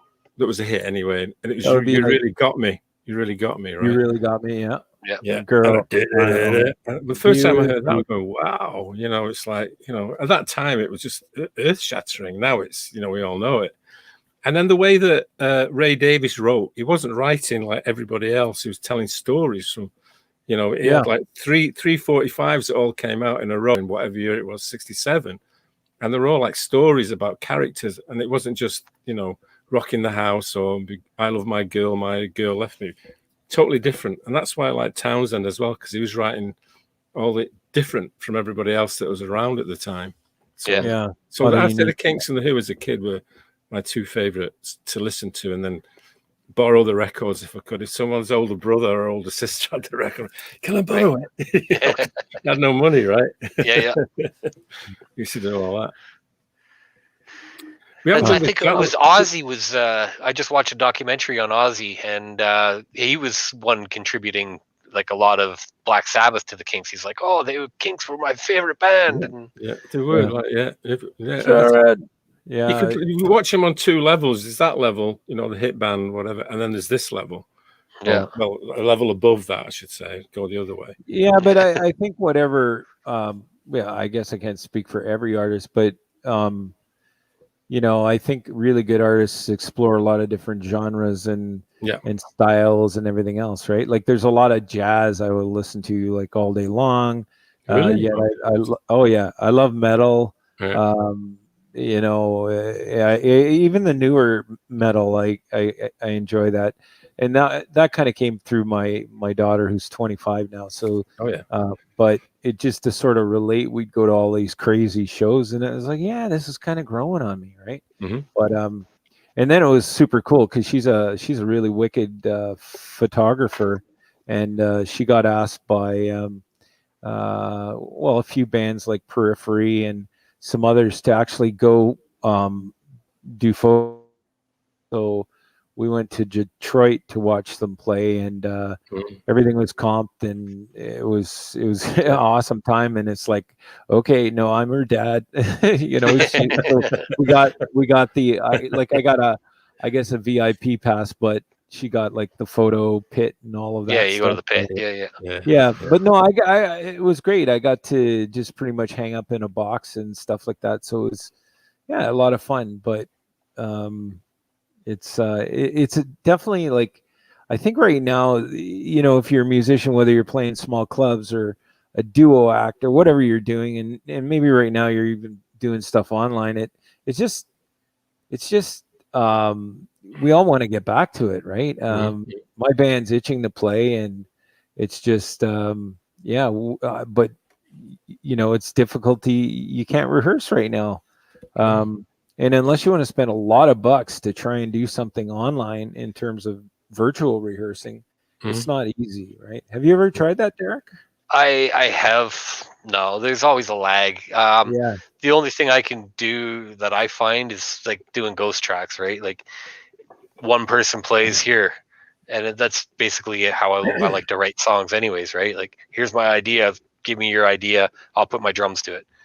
But it's not the same.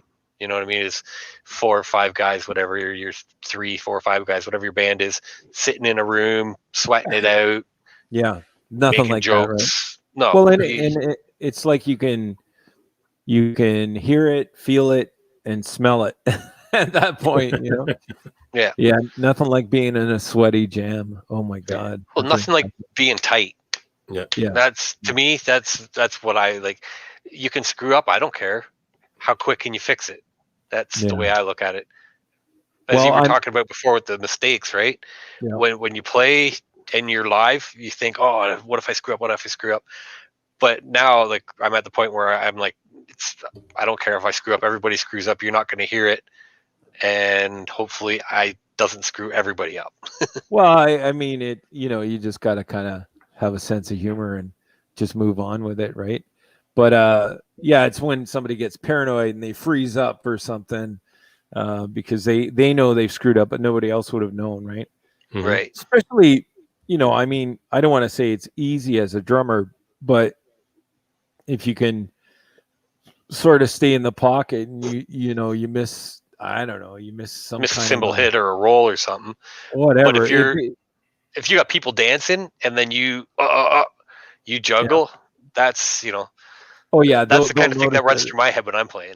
The beat change, or something like that, or something's a little off. Yeah, you come in at the wrong time, or Oh, I know. I played with a drummer one time. He used to do like what the heck was it now? Like offbeat stuff, right? He'd pick songs that would have purpose, and for me as a singer, that would totally suck because it was just so hard. It's not 1, 2, 3, 4. Yeah, I'm on like a on beat all the time, not like these like crazy things. But this guy could, do like YYZ and all of that like nothing. But so yeah. Speaking of great drummers, have you heard Avenged Sevenfold, like in the early days when they had the Rev? Yeah. Okay, the Rev is good. I'm not knocking him at all. Way better drummer than I would ever be. But if you listen to his patterns and stuff, and you put it against just grab his just his blank track, right? Yeah. And or solo track, and then just grab like Neil Peart's. Yeah. Right. They're different. You know what I mean? It's like he's good, but then here's greatness. You know what I mean? Yeah. It's the Rev is awesome. Is it Michael Portnoy or Mike Portnoy? Yeah. Dream Theater. Dream Theater. So he picked up the Rev's gig after the Rev passed away. Yeah. Indeed. Yeah.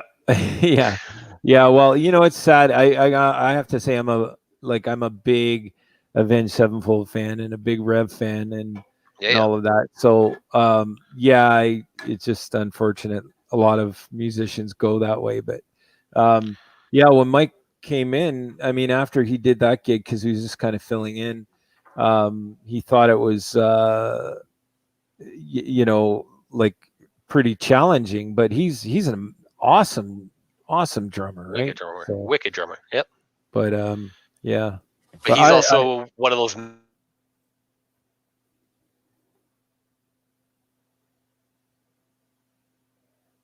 Uh-oh. I think we lost Derek. I think we have. Yeah. I wasn't sure. You were just sitting there, so I'm thinking. I was listening. Uh-oh. No, I think he's definitely frozen. I think, maybe he lost his connection or something. It happens. Yeah, well, I was having all these technical issues up front, and so. Yeah. But you know what? We should probably think about wrapping it up because it's actually after 11, and I don't. Derek's kind of giving us. Is that a wave or? It was explaining some kind of hand gesture, right? It was 11:11, like a minute ago, right? 11:11. That means something, doesn't it? The number's 11:11. 11:11 probably means we should call it a night. Oh, okay. I thought it was actually. It was like if you keep seeing it, it means something. If those numbers keep cropping up in places, it's like someone's trying to reach you. I think. Oh, really? From the other side? Something like that, yeah. Oh, okay. Yeah. Are we going to go on that topic? Let me just maybe another time. Oh, I'll look it up so I know what I'm talking about. I'm going to look it up right now because for a change. Oh, wait a minute. We could be here all night if we do that. Well, but hang on a second. I'm intrigued now because I won't remember this later, right? All right, I'll remind you. Move everything over here, and are you going to Google? I'm going to Google right now. All right. Google legally. We'll let you Google that one. Yeah, for sure. We'll leave the challenge till next week because it's okay because we could do the challenge right now and we just automatically forfeit Heiko's position. That would be good. Yeah, I don't know. 11 mean, right? Let's try that. Yeah. All right. It doesn't mean something. I'm pretty sure I've read that In numerology, some New Age believers often link 1111 to chance or coincidence. It is an example of synchronicity. For example, those who are seeing 1111 on a clock often claim it's an auspicious sign or signal of a spirit presence. There you go. You are correct.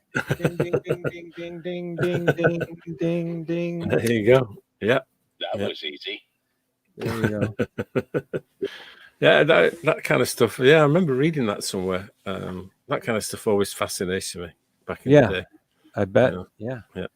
Black magic and white magic and ipsissimuses and all that, and astral projection. And we'll have to have a, maybe that's a topic for next week. We can come up with some things to talk about in that realm. Yeah. I mean, there's a thing. I remember I used to get this magazine, and there's one thing. Like if you had a tape recorder. I'm going back to like the 70s when I was doing this, and you could leave it on with the microphone on and just let it record in the room, and then play it back and see what you got, things like that. And, what? Sorry, tape recorder? Yeah, you just leave the mic, on the table, hit the tape, and just let it record. Don't say just stay quiet. That's actually called an EVP. Oh, okay. I knew it was something. Yeah, electro voice. Something, but so when that's I did that's a brand of speakers, Electro Voice. No, Electro Voice. That's what I use. That's my choice of speaker. No, you're right. EVs are Electro Voice. No, what it was called? It's an EVP session, which is electronic. I don't know. You got me. I don't want to look that one up. We'll do it some other time. But maybe we'll do a bit of homework and bring it up next week. Or EVPs we used to do in the ghost hunting thing, and that'd be a fun show. So, and I did connect with Deanna, so maybe we can get her on. That would be awesome. Is she going to come back on again? I was just kind of checking in and stuff, so I didn't really get into that because I didn't, I hadn't gotten a date. I mean. To set this up because I'd like to wait till Heiko's back. And in good form. So and in fact, I mean, not to bore you to death now, our listeners and viewers, but April 30th, which was last Friday. Yep, that's a big date in the calendar as well. That's one of the. Oh, it is. Yeah, you get Halloween 31st. Okay, I can't remember the other two, but 30th of April is that. I think I mentioned it when we were talking about something German. It's Walpurgis now. It's almost second most powerful night of the year after Halloween. Really? Yeah. That's interesting. So what? I don't know. I'm not going to be able to. What does EVP mean? I still have my books from back when I was like reading all that stuff here. Actually. Oh, I don't know. Maybe I got that term wrong. Oh, electronic voice phenomenon. There you go. There you go. EVP. You can hear voices. Or it's employee value proposition. So maybe that's what I'm thinking of. Yeah, for sure. That's what it was. Well, rather mundane. Yeah. Yep. So, I'm having terrible technical issues tonight. So, all right. I think we'll cut it.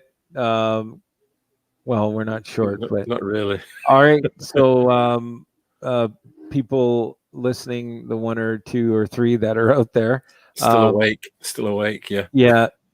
Thanks for hanging in there. Apologize for the technical stuff, and we'll try and get that sorted out for next week. And we may have a guest coming on. We're gonna ask Derek probably to come on again, and we'll see where Heiko's at. We're gonna send out a search party for him, see where he is, and drag him in next week. Well, we know where he is. It's just he's in the ether. He's got lost in the ether. And Danny from Country Stop, I think, has been trying to get a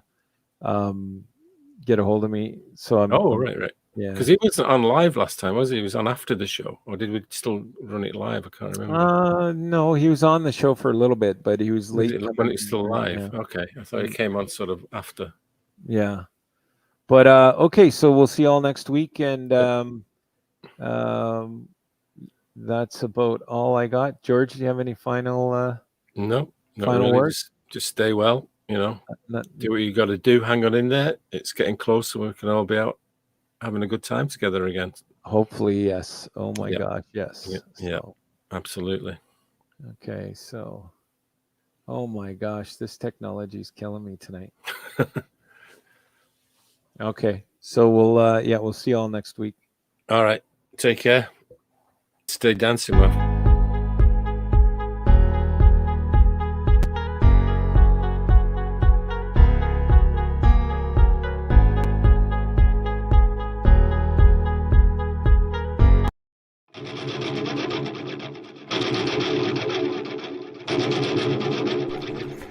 Well, that's another wrap for the Heikadelic Show, folks, so time to get dirty. And don't forget, listen in next week on Monday night and every Monday after that for the Heikadelic Show at 9:30 Eastern Standard Time.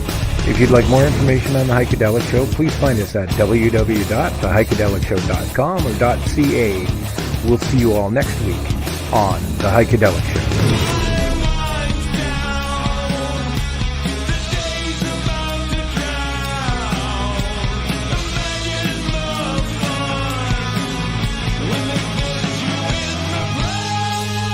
If you're interested in becoming a sponsor for the Heikadelic Show, it's easy. Just send us an email at info@theheikedelicshow.com. Meanwhile, you can browse our website at www.theheikedelicshow.com or .ca. Click on our sponsor tab and find out more information on sponsorships. Thanks for joining the Heikadelic Show family.